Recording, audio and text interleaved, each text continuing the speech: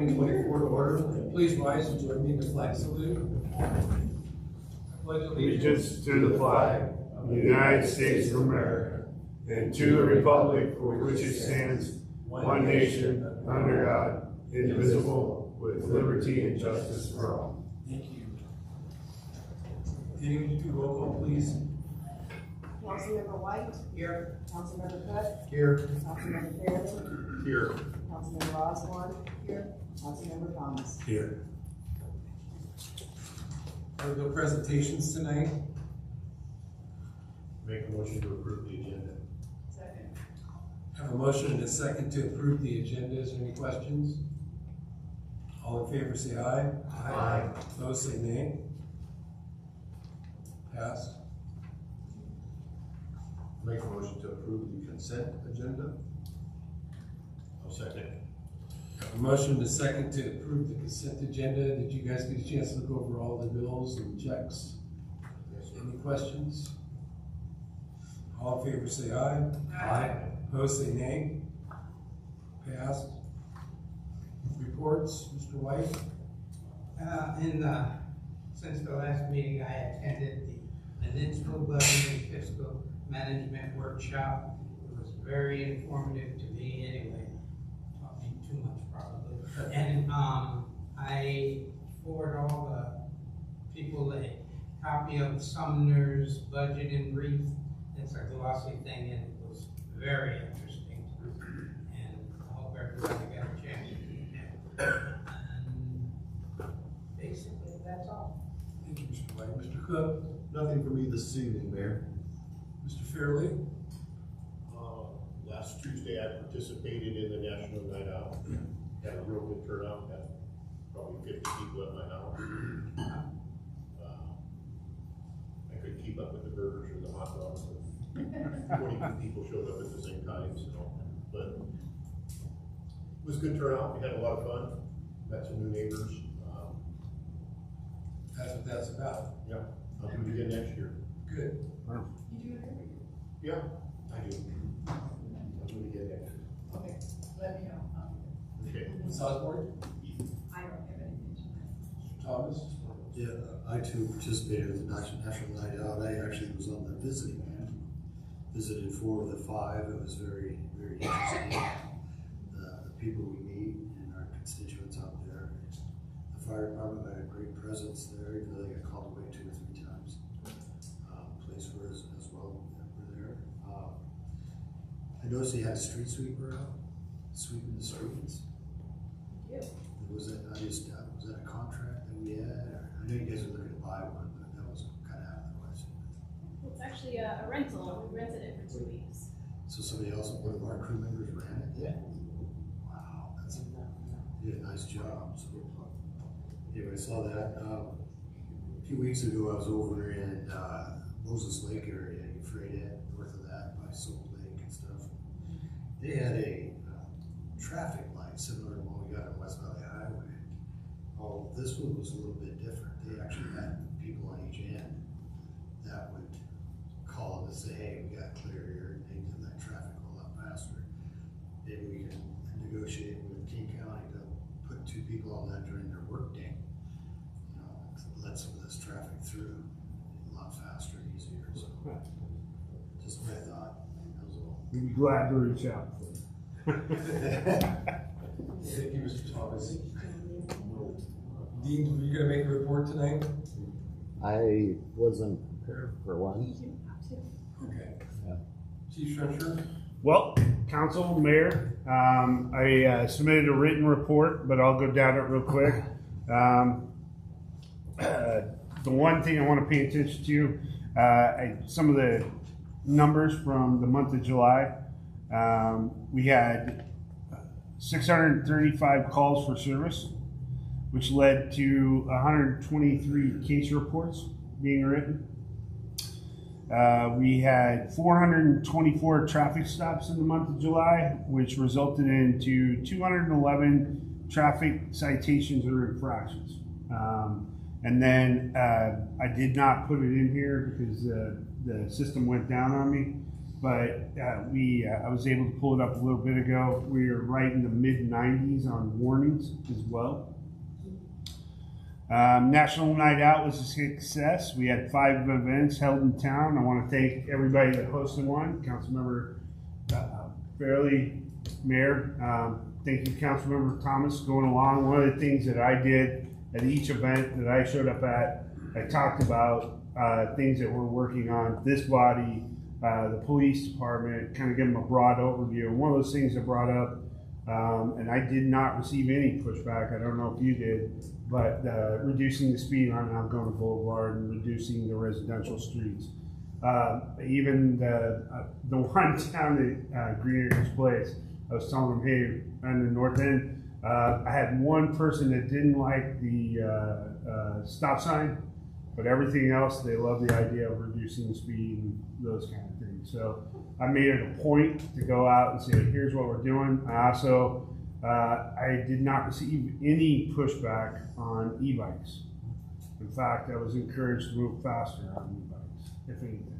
So just kind of when I gave my talk. And each group of officer had a different topic that they gave a talk on, but mine was an overview of what we're doing. Currently, we have 2 officers still on field training. Officer Hardnett is in the phase where he's on his own, but he's being monitored by his corporal. And then Officer Mozafari is still in phase 2. He's riding along with Corporal Finn. They're both doing fine. Yeah, I anticipate no issues. And then something I didn't add in here, and I think I talked about it last meeting. We have a new officer starting on the 27th, Sarah Lee. She comes to us actually from Boeing, but she's a collegiate gymnast. She's a very smart young lady, lives in the community, and I look forward to her joining the force and you guys meeting. Sarah Lee. Is any relation? L-Y. She said her last name is spelled L-Y. She's actually Vietnamese. So, looking ahead, our next big event obviously is Algona Days. We're going all out this year, myself included. It's, judging by how ambitious we're being with the events and stuff, all of us are going to be here. The whole police department's going to work that day and the day before, including me. So it's going to be labor intensive, but we're looking forward to it. Getting back to pre-COVID Algona Day. So on the administrative side, we talked about it. Obviously, we just had a meeting before, but staff, Jessica and I and the mayor sat down and went over the police department's budget. I don't anticipate a much larger increase. I've already brought up 2 of those things, but I'll go again on the record. There's a substantial increase in animal control. I had to add a half a court day. We were averaging 90 plus cases on a court day. The judge called me and go, look, I'm down to a half-hour lunch. We're still not getting through your docket. You're going to need to add a half a court day. So instead of paying for 1 court day, we're now paying for 1.5. And then if the court cases drop, that we would reassess it at the end of the year and maybe go back down to 1. But there is an extra cost to that. I just want to make the council aware.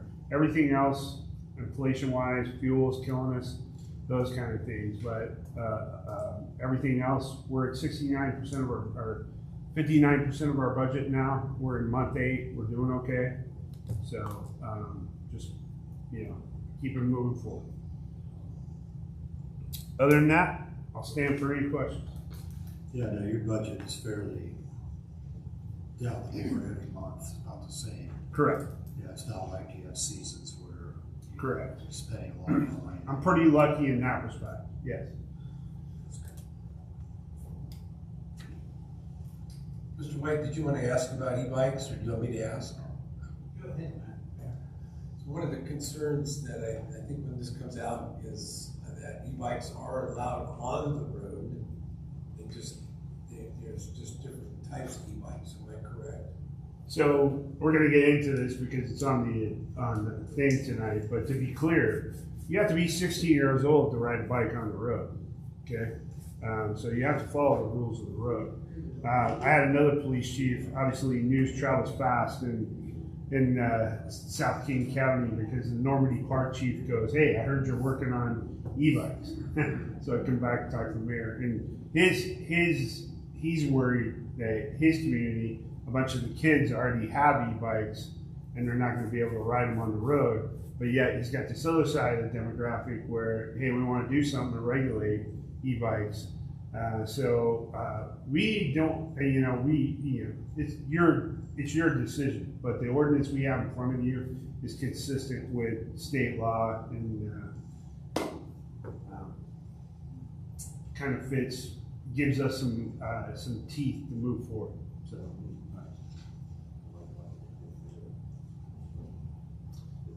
Did that answer your question? Yeah. Okay. Any other questions for the chief? Jessica?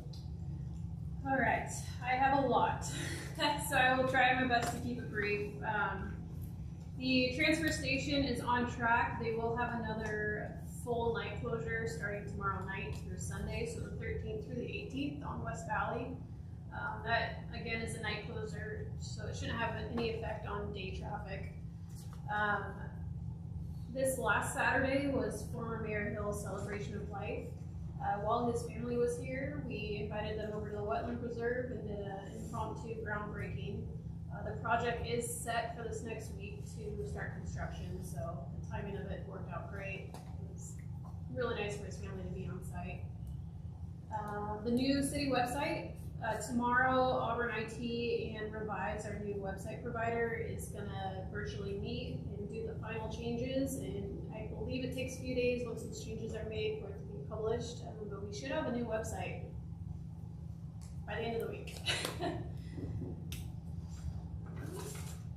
The Ellington overlay, we have a busy week this week. So we have the wetland preserves starting, we have the Ellington overlay starting. We also had the water quality pond. The survey should be, I believe, the end of this week and maybe beginning of next week. I don't want to go too far into detail, but Algona Day. We're really excited. We are actually going to be selling t-shirts at our city booth this year. The design was made by a student, a 10-year-old, so please feel free to come check it. This isn't the final product yet either. It's going to say City of the Great Blue Heron, and it's going to be pretty neat. So, we're still looking for volunteers, so if council wants to take time to hang out in the city booth and really use it, we're going to have 2 booths this year, so got you down. Citizens included, if you want to volunteer some time, you can always use extra help. Phone system. Our vendor has been a pain. We had another issue with just authorization for Chief and I. We were having issues with phones forwarding, and they were trying to tell us that we weren't authorized users, and it was a mess. So we found a different company that is actually across the street. So after 8 months of trying to get this new phone system in, they're gonna get a new phone system for us in just a couple weeks. So already way better customer service. I think this is probably the best decision we could have made this year. Gary is out for a few days. He is officially a grandpa. As you said earlier, you saw a street sweeper out. The crew has been out sweeping the streets. We'll have that for another week here. It's been a great tool, cleaning the dishes and having the street sweeper to go in right after. Which we're continuing the ditch maintenance. We are just a few streets away, I believe, from finishing jetting the entire sewer system. So that is quite the accomplishment. That hasn't been done in years, so we're pretty excited about that. Any questions? Yeah, quickly, you said the week of the 12th, that's tomorrow, right? Are they Yep. actually starting tomorrow, Alex? We're supposed to have surveyors out today. Yeah. So they should be starting this week. Survey, okay. It's the last minute markings, remarking. That's gonna be a significant traffic impact, so. They've really shut down one lane at a time. Correct. Yeah, one lane. Okay. Hopefully that'll be out to the public. Yes, we can get a FOIA alert out.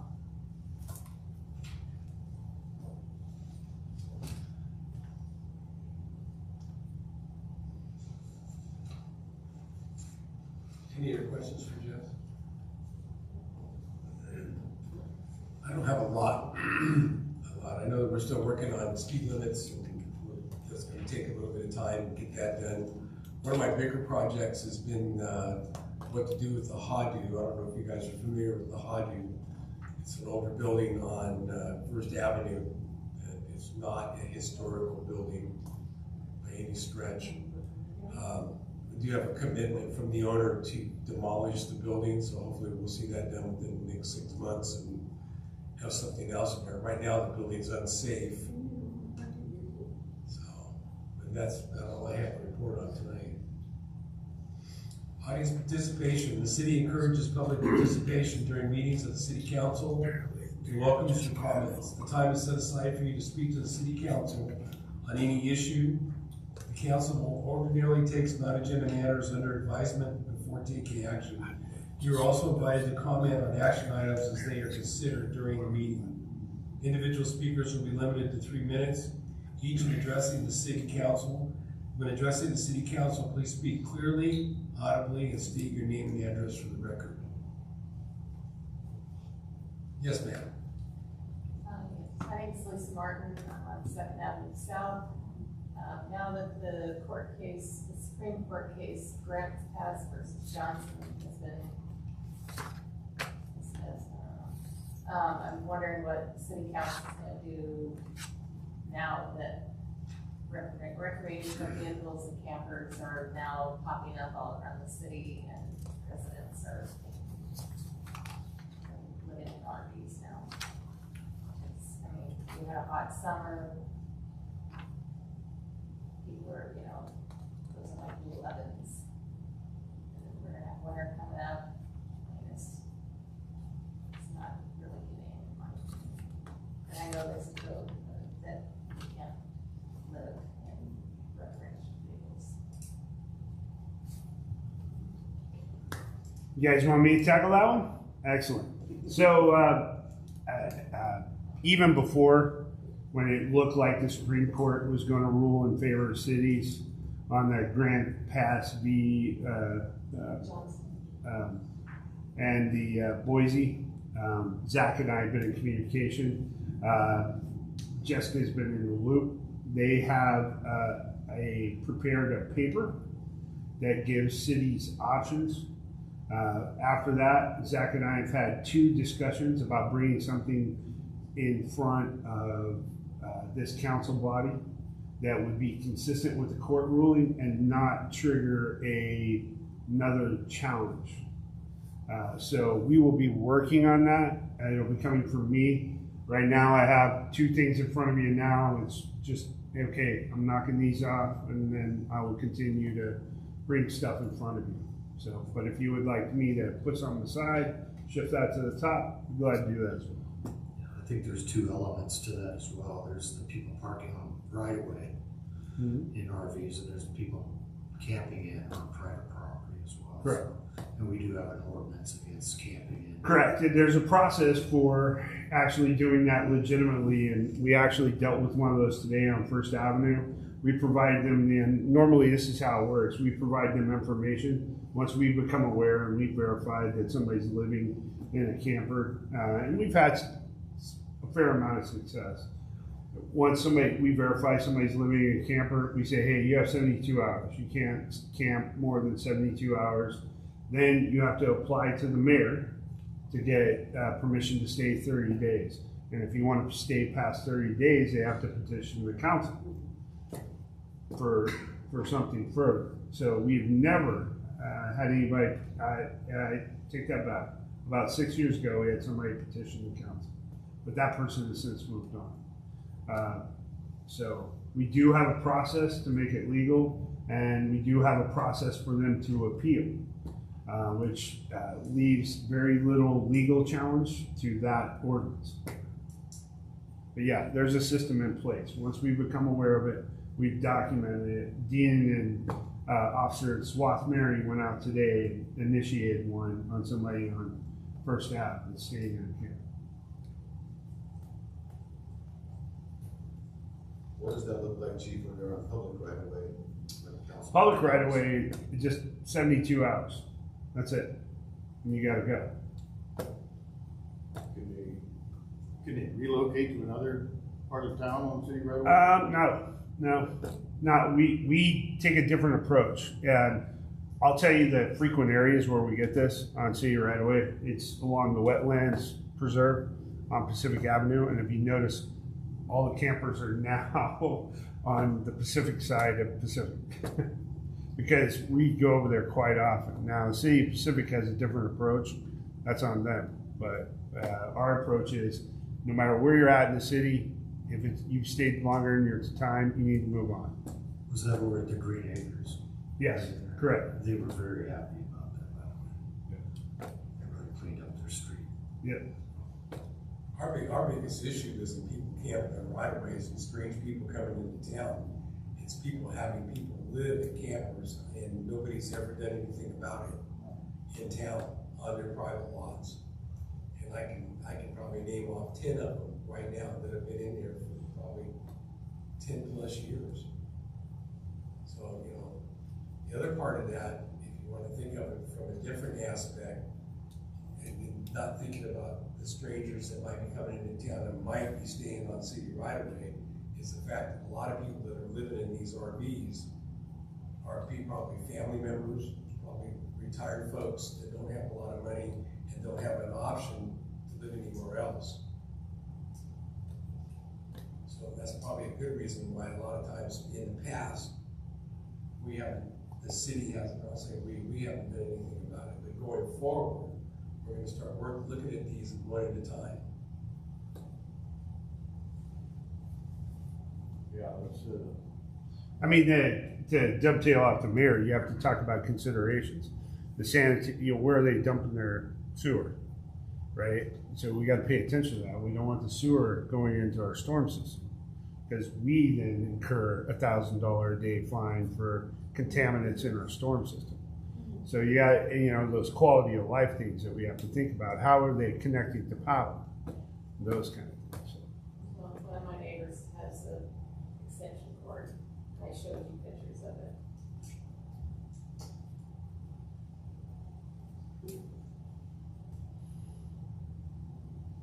well, it's a serious issue. I've seen a lot of things in the years that I've lived in the city, a lot of different things. People coming over for a 2-week vacation, parking RV. That's not the issue. There's a lot of strange things I've seen, unusual things I've seen in the last year and a half maybe, but I'll leave that to their neighbors. It's not something that directly impacts me. I don't want to get involved in their business, but I can certainly understand the point, which is a perfect segue into my thing, if I may bring something up. Can I make a statement before you go on? The RV that you sent me a picture of this morning, Dean went over and looked at it, went over and knocked on the people's door, walked over and went inside it, and there's nobody living in that RV. The one that's over by my house? Did you see him in there? Because the only thing that Dean saw in there was a dehumidifier plugged in. That was what they had running inside the trailer.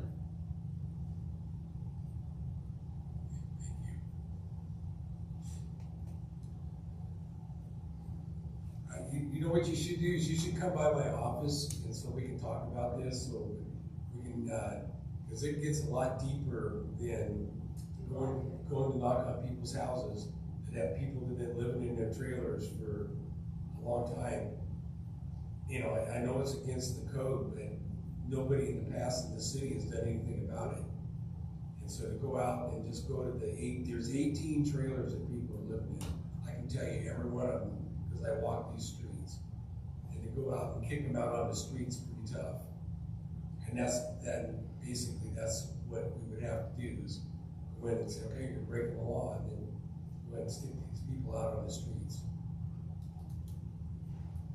What about, shipping containers? What Sorry. about shipping containers? Well, they shouldn't be living in anything, that's not, They do you know somebody's living in a shipping container? Right in the river, I'm sorry, right ma'am, at the end of our drive, right, it borders our property. then would you would please go online and file I it? do, Dean, have you seen one? I haven't seen a complaint form about someone living in one.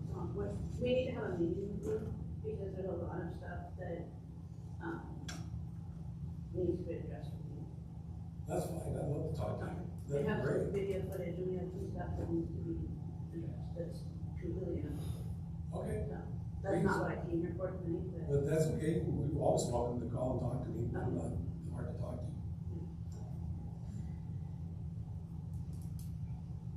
Go ahead, Greg. Okay, Rick Connell, 340 Milwaukee Boulevard South. A good segue of the unusual things going on in the city. Fencing, the fence code. Does anybody know why we have the fence code as it's currently written? Specifically, the 4-foot fence height in the front yard. Because I'm thinking we'd like to get security fencing. We'd like to do something 7 to 8 feet high. Doesn't have to be solid. We're looking at a mesh, but I can't I mean, answer that, I can't answer that. I just thought I'd bring it up. Maybe it's something, you guys have done so well on the traffic speed limits. It could take time, but I don't understand why you can't do that with just people walking around in the city at night, middle of the night.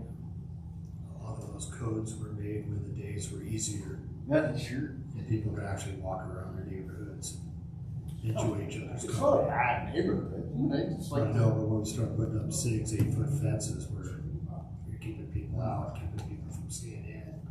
It just detracts from the whole neighborhood. what if it's not a solid fence? What if it's only for like transparent chain link, wire mesh, fencing? So, as I spoke with Dean, if it's a code violation going on the other side, you can still see it from the public right of way, but if you want to keep it private from public view, it's your responsibility to cover it, but you can't seem to do it. Plus, I want to keep critters out. We got raccoons and possums, I got coyotes periodically coming through the yard. We'd like to be able to do something about it, unless the city wants to get involved in animal trapping and reload. We don't want to. We know what the legal right is in the state of Washington, but we don't want to do that. We don't. So I want to try to get a bigger fence. We'd have to amend the city code and have to go to the planning commission, and I'm not sure all the steps, but we'd be glad to take the steps to get it done. To work towards To look into it, I mean, maybe get some public comment. My neighbors don't understand why either. I think Jessica be the one to take that to planning commission then next. Well, doesn't the code say it's 4 in the front, 6 in the sides? Right, and then, yeah, it does. Then you can ask for something different, right? I don't know if there's Get a variance to process the for ordinance. You're good, Dee. Why don't you stop by tomorrow and we'll look at the ordinance and the city code and see. Sure, be happy to do that. You guys. Yeah, I'll be here all day tomorrow. What? I'll be here all day tomorrow, so. Fantastic. I'd love to stop and talk to you. I won't hang up on you this time. Okay. Take turns. Nobody likes a ball run. Did you want to speak, ma'am? Yes. I know you want to speak. I really don't need to speak, but I'll go ahead. Thank you so much. Karen Cobell, 4th Avenue North. I was wondering about the update on the ditch, 167 ditch. Yes, so this was my first time doing a SEPA notice, and I had to redo the noticing, so it pushed us back another couple weeks. The application and the SEPA period is now over, and the Fish and Wildlife have to do their own public comment period. So we're in that period right now. So I anticipate having a permit in hand by the end of the month. So they, as soon as I get that permit, we have an excavator on hold, and we're gonna really go at it. So. Okay. Yep. Okay. And then another question. So why change the speed limit on Algona Boulevard? Say again? Why change the speed limit? The council here was approached by several residents about lowering the speed limit on Algona Boulevard. And say again? Why? They thought that speed was currently too fast. It's 35 miles an hour. I know, but I've tried to go 25. Since I got that letter, newsletter, 25. It's very slow. I don't see anybody, I don't understand it. And then did you say you're gonna change it on the side streets to 20? So all streets that don't have sidewalks, there will be 20 miles an hour. No, I can't get it. We're only 15 and we got sidewalks. Oh, really? No, you're lucky. So, I don't know, I think it's, myself, I think it's a waste of money to change spend all that money on signs and that. I don't know, maybe it's not that much, but I just don't think it's right. I don't think it's necessary. Because you have that stop sign on 8th, and you get back there, and then they zoom, they wanna go, that stop sign's a pain in my butt, to be honest with you. But anyway, that's mine. I just don't see changing the speed limit. Yes, ma'am. And I want the speed to go down. Speaking as somebody who walks along Algona Boulevard, people are speeding down the Algona Boulevard going 35 plus, and they're not paying attention. They're paying attention to the phone. I can't tell you how many times I've been almost hit. I've been walking this up. Yeah, well, I'll go over to it then. I like floor speed limit. You bark close to this opposite. Do you drive? I do drive. I don't have a problem with it. Well, I don't agree with 25, so. I appreciate both of your inputs on this as well. I'm the one that's been asking for more community involvement so I can hear more. That's why we talked during National Night Out to all the groups. And really, we didn't get any pushbacks from the groups. But I'd still like public comment in these meetings as much as we can get. So if you get the word out to your people, that'd be great. Yeah. Sorry, sir. Asking for public comment. No. I guess I was, Yes, ma'am. so I live on 6th Avenue North, and it's been a problem for a long time. Things got really good, but things are starting to ramp up again at a certain house. Lots of in and out traffic, lots of random certain types of people, come and go, unwelcome people. They just arrested a guy 2 hours before I walked down here. That was there last night and decided to do damage on our property. That's why I called, and they arrested him with multiple warrants. I've been giving the police his name for the last 4 years, and they never looked into him for that, and he's now gone for a little while. So, this is the second time he's damaged our property. He's threatened us, so I would just like to ask more police presence. We have a camera, we can see when the police drive by, and they don't do it. That's it. I don't know what they tell chief, but that you cannot lie on camera. And we have 24-hour surveillance for the last 60 days, so not one officer. And if there would have been some officers and they would have seen this wrecked up truck that was wanted, then we have avoided damage on our property and we have avoided meeting here tonight. Because I don't know, I have other things to do than being really happy. But it consumes my life. It really does. We have 1 million out of our property and it's surrounded by horrible people. Mean people. I mean, people are not just there, they're actually yelling things at us and threatening us, and they're just allowed to do that, and it's not. And so now I have to take tomorrow off to go get a no contact order, because it's the only thing that's going to, they say that will protect me. It won't. It's not going to change it. But we can't really sell our house either, because, you know, why? Why should we have to sell what we work for? Because, you know, when there's laws about, you know, to get them out. So I know Dean has a lot on his plate, and he's done a good job about it, but things have kind of slowed down and he's gotten busy, so I don't know if he has help. But, and I guess I drop the ball too, constantly complaining, but I don't feel like, I feel like you can drive by and see it, I shouldn't have to.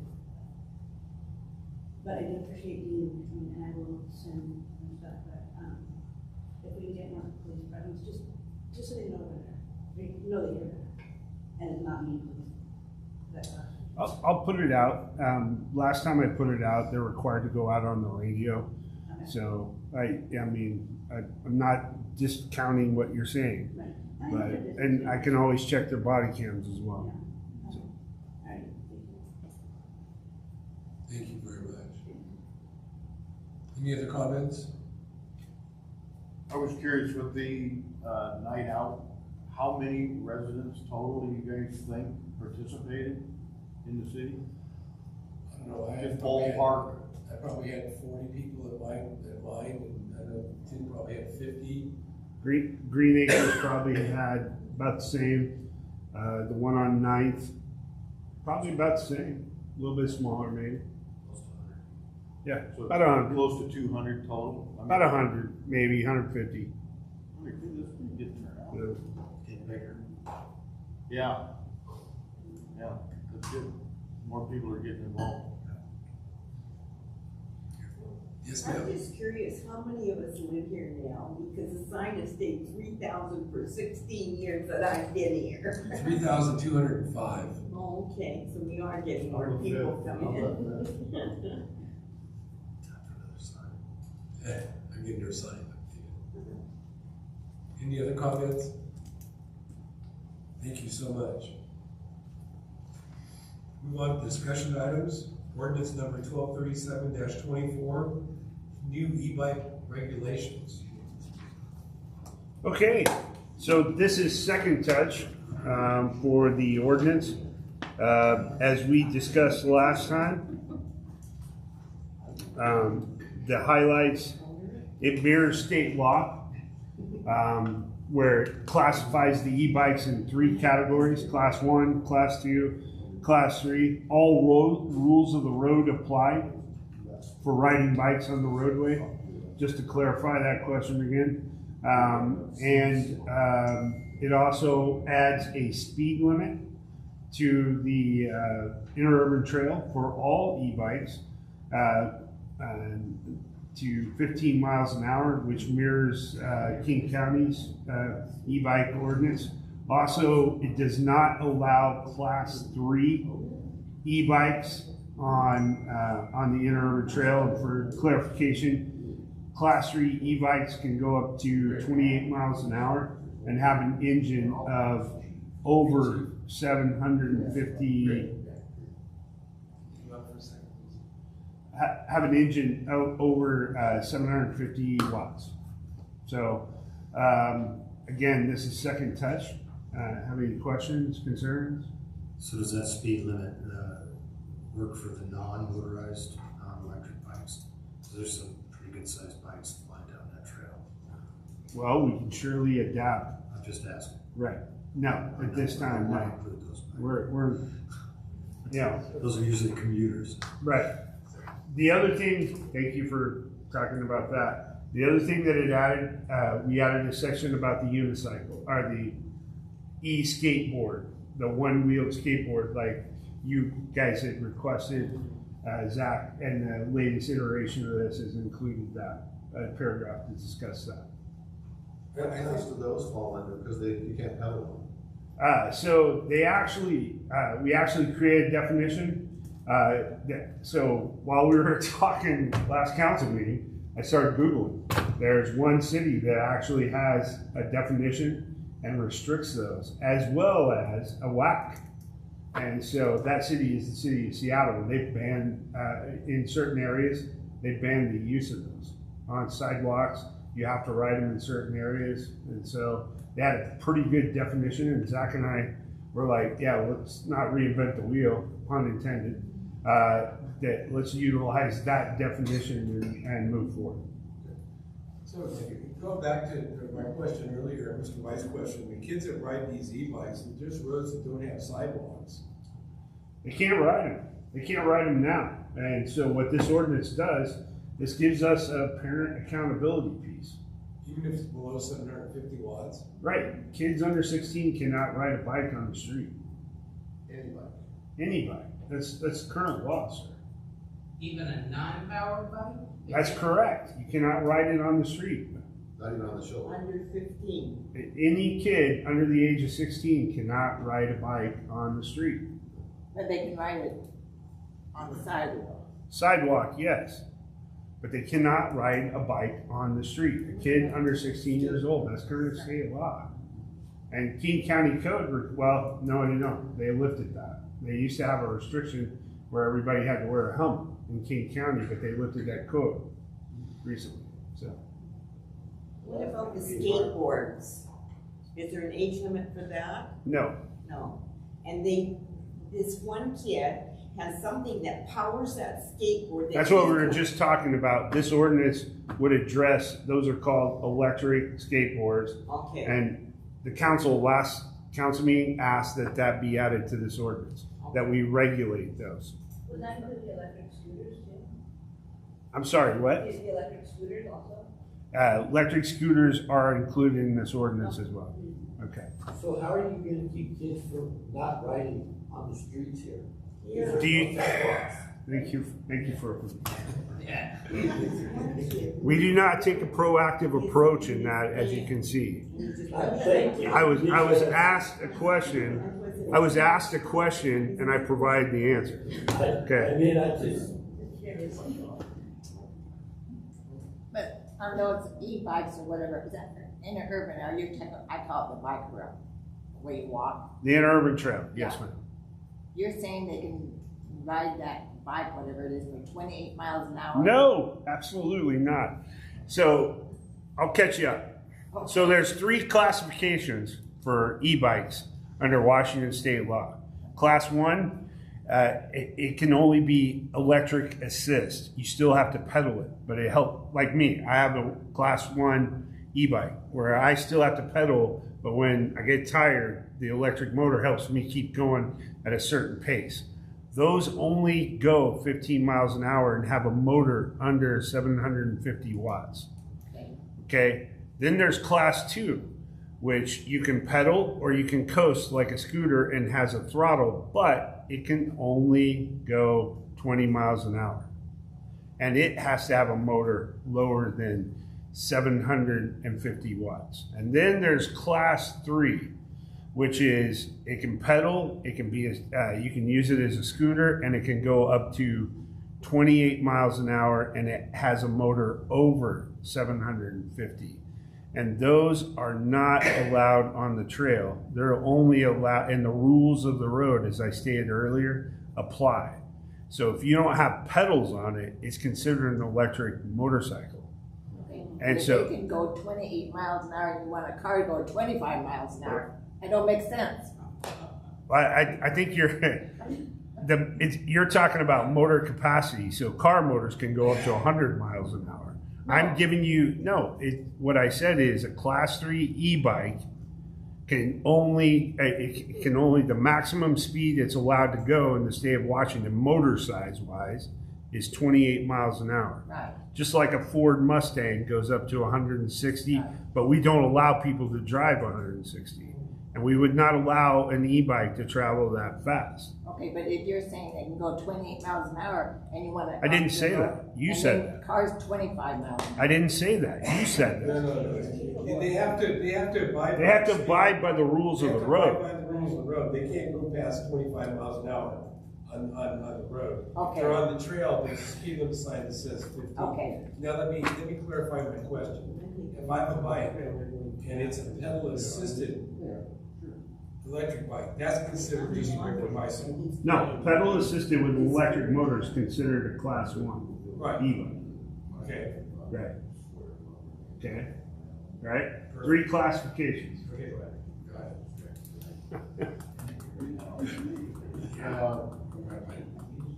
Let's move on to ordinance. Does anybody else have any questions about that? Yes, sir. Yes, sir.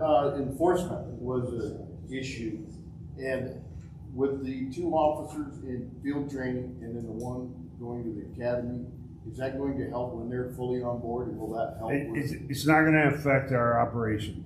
We still have staffing minimums, and I'm not gonna discuss them in an open session, because I just don't discuss tactics. But we maintain our staffing minimums now, okay? And we're able to cover the road adequately, so. Okay. Thank you. Move on to item B, ordinance number 1238-24, speed limits. All right. We're on a roll tonight. Hey, just for the record, Chief's gonna ask for hazard duty pay after tonight's council meeting. Are you voting on it right now? No. Let me get through my staff report. So, as we've talked about in several workshops over the last 5 months, we've developed a city ordinance to update speed limits within the city at the request of you, council. You were asked that it come forward to council. This is first touch. It's pretty much what we discussed in workshops, and we've already heard some comments on tonight. But if you pay attention to the sections, the big ones that we're going to lower, we're lowering, the ordinance would lower Algona Boulevard from 35 miles an hour to 25. It would also lower all streets that do not have sidewalks from 25 to 20 miles an hour.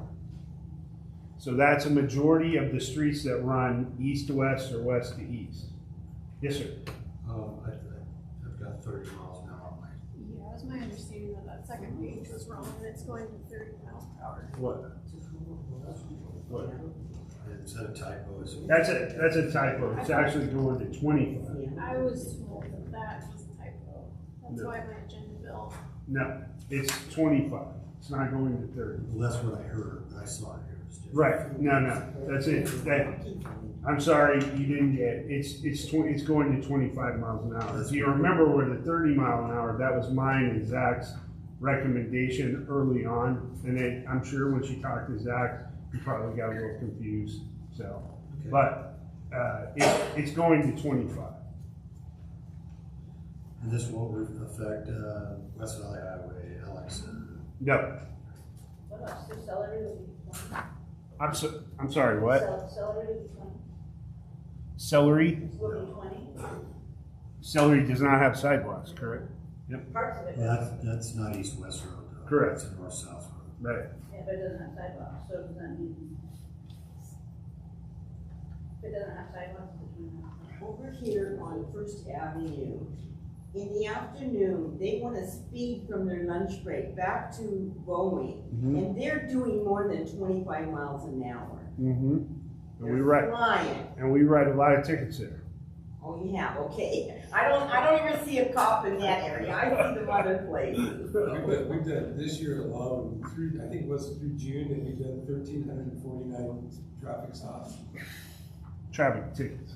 Traffic tickets, 1,349 traffic tickets in the first 6 months. Since the 1st of May? Since the first of the year. Oh, the 1st of the year. For the first 6 months, just been. A little bit less than that. I don't have the number off the top of my head. I don't want to get misquoted, but sometimes when you stop someone, they get multiple violations, right? So, one of the biggest ones we see, the biggest ticket we write for the record is speed. We write tickets now on Algona Boulevard. We write tickets now on Milwaukee Boulevard. We write tickets now on our portion of Ellingson and our portion of Pacific. But our biggest tickets are speed. Now, to be very clear, we give people the opportunity to mitigate that ticket. They can sign up for traffic school, and they can go to traffic school and their ticket will be dismissed, but they still have to pay for the traffic school, which is about $10 less than a traffic ticket. So, Still a lot of stop. but it does for those, our purpose is it's educating them on the rules of the road, giving everyone the benefit of the doubt that first time that, hey, okay, I messed up, here's an opportunity to get back on the straight and narrow and get some education. It's 4 hours long on one, so. Yes, sir. Since this is a discussion item, celery avenue down there. You would like some clarification about celery? Well, my recommendation would be leave it at 25 because we are considering putting sidewalks along that Okay, at some point. can do. And to change it again after we put a sidewalk in there would be. All right. Obviously, we need to change the typo from down to 25. But again, this is first touch.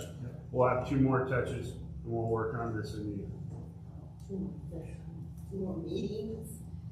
Yeah, it will come back in front of the council at a minimum 2 more times before a final vote. That's what I was gonna ask. So there'll be plenty of time for input. Any other questions or comments on item B? Item C is resolution 1284-24 surplus Vector truck. So it'll be a little easier. Alright, Sidewalk is not. So the Vector truck, we have spent so much money on it, making repairs and maintenance, and we've obviously been using it a lot more this year, getting caught up on all the storm work. And I think all this extra work on the machine is taking its toll. It's a 2005, so it is due to be replaced. We just got the jetter trailer and it's been working great. So we've looked into a Vector trailer, and it does the same exact thing. We'll be able to get it through the neighborhoods easier and get it'll just overall really help operations be a little more smooth. So this resolution, we'd be able to surplus the Vector truck and put that money towards the Vector trailer. The trailer wouldn't be paid for until next year. So we would be about 4 months without a Vector. We've been using Northwest Environmental for water main breaks, and they have been phenomenal. They've really been a huge help with those bigger cases. I mean, we just used them Friday, and huge help. So the cost of using their services and the repairs on the Vector truck, it just makes sense to continue to use them and sell the truck and move on to a Vector trailer. So at this point, we don't have a trailer. No, it's custom built. So we put the order in and they're in the process of building it. So we don't anticipate getting it until December. But you are renting one now, a smaller one, did I hear? Where you just. You're hired a subcontractor. Subcontract. Yes. And that's for cleaning culverts and things like that. No, it's strictly going to big holes and then going out. We're using the jetter trailer to jet. Okay. And you All can dig the with it Vector truck is used for was if we have a water main break, then they would go down and dig down with the Vector truck. and to clean catch basins. Clean catch basins. New Vector truck's $500,000. Jetter trailer was like 150. That's what it was. Substantially less money and less maintenance. Is that the budget this year? Plus it doesn't require a CDL. Yes. Correct, it's not a part of CDL. Any other questions or comments on the Vector truck? Move on to new business. Item A is Natural Systems Design Consultant Agreement, Second Amendment. All right, so the King County Parks Grant, the $1 million we were funded for the wetland preserve. It has come to our attention that they are not accepting our cultural and archaeological assessment. And this is part of the contract agreement. And so they are asking us to go do another assessment. With that being said, NSD is doing a subcontract with ICF to get that completed. Piece of the puzzle is we need to amend NSD's contract to be able to move forward with this. We are up against a really tight timeline. Obviously, we're trying to break ground this week, which means ICF needs to get out there this week. So I hate doing this, but I am asking council to waive the 3-touch rule and approve this amendment. We're still trying to meet that in-water work window and get plants in by September 15th. If we don't meet this grant requirement, we could potentially lose the funding. So, and what really kills me is the state approved the cultural assessment, the federal government approved this cultural assessment, yet the county is telling us it's not good enough. And what's the cost of this change financially? It could potentially be $25,000. Potentially. If it requires someone to be there on site to monitor the digging, it will cost that much. We're hoping that it'll just be about $5,000 if we can get there in time and get someone out there to do the monitoring or the spot checks basically before they start the work. Is there just like one area in particular you're concerned about? Or There the is. whole project? There was one area, it was only like 30 feet wide, that was still too deep in water when we initially did the assessment. And so they basically said, you know what, the rest of this area turned out good, our belief is this will also be cleared. So all those other agencies said it was good to go, but King County said, no, you need to get in there where the water is, get your boots on and go out there and test it. So that is what we're up against.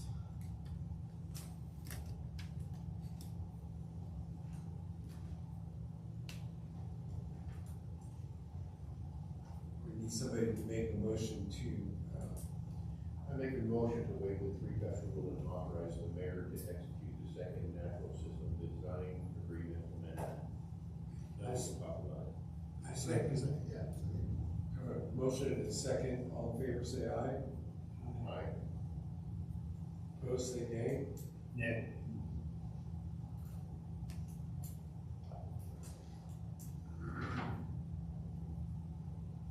I have 2 nays. I have nay and nay. Nay. And I have approved. So I need a motion to pass. So I can sign the amendment. I believe this motion included. That was in there. Yeah, okay. Adequate. So that would be all done.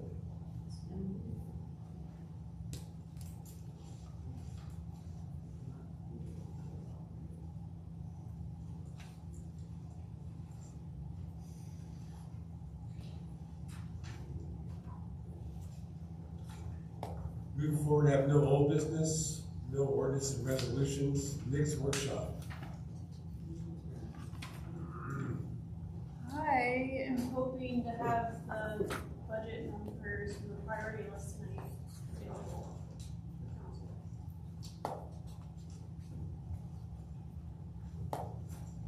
That work for everybody?